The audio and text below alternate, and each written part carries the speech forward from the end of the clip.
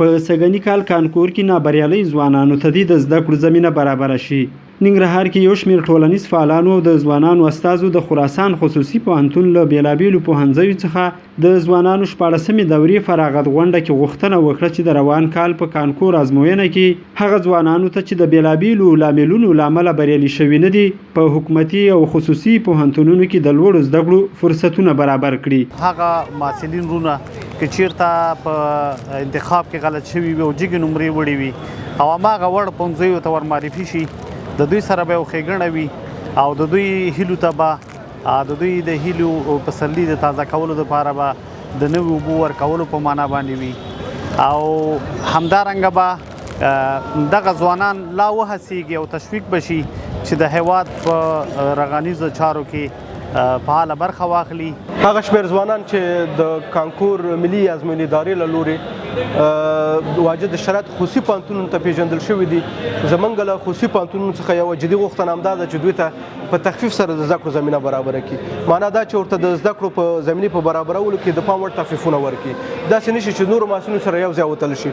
زما غوښتنه له حکومت نه او د لوړو زده کړو وزارت نه دا ده په ځانګړي ډول هغه کسان چې تخنیکي ستونزه لري د فورمې په ډکولو کې یا په انتخاب کې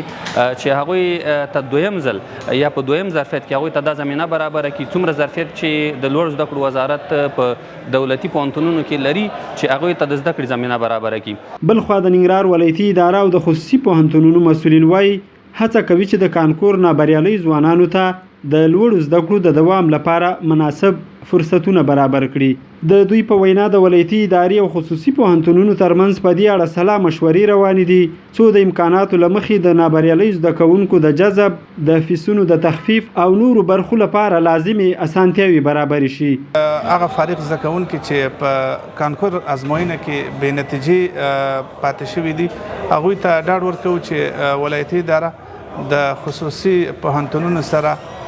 د تفاهم په حال کې د ترڅو هغوی ته د اوچتو زده کړو زمینه برابره شي او همدارنګه د اسلامي امارت د پوهنتونونو هم په دې برخه کې د دوی د جذب لپاره لیوالتیا لري او زمینه برابروي انشاءالله. طبیعي ده څنګه چې تاسو معلومه ده زموږ ټولنه متاسفانه له ډېر اقتصادي بحران سره مخ ده او په دې کې ګڼ شمېر ځوانان داسې دي چې هغوی خپل تحصیل نشي کولی چې په هغه باندې پانګونه وکړي. نو پوهنتونونه ټول دې ته ژمن دي چې انشاءالله تر کوم حده پورې چې موږ سره امکان وي او موږ کولی شو چې کیفیت هم وساتو تر هغه حده پورې به دې ځوانانو سره انشاءالله پوهنتونونه خپل اخلاص کوي او فیسونو په کمښت کې به ورسره همکاري کوي. په ننګرهار کې ټولنیز فعالان له اړوندو حکومتي ادارو خصوصي پوهنتونونو دا غوښتنې داسې مهال کوي چې د سږني کال کانکور د پایلو له مخې لسګونه زره ګډونوال د هیواد په بېلابېلو پوهنتونونو کې جذب شوي، خو یو شمېر هغه چې نابریالي شوي د اقتصادي ستونزو له امله په لوړ فیس لرونکو خصوصي پوهنتونونو کې د زده کړو توان نه لري.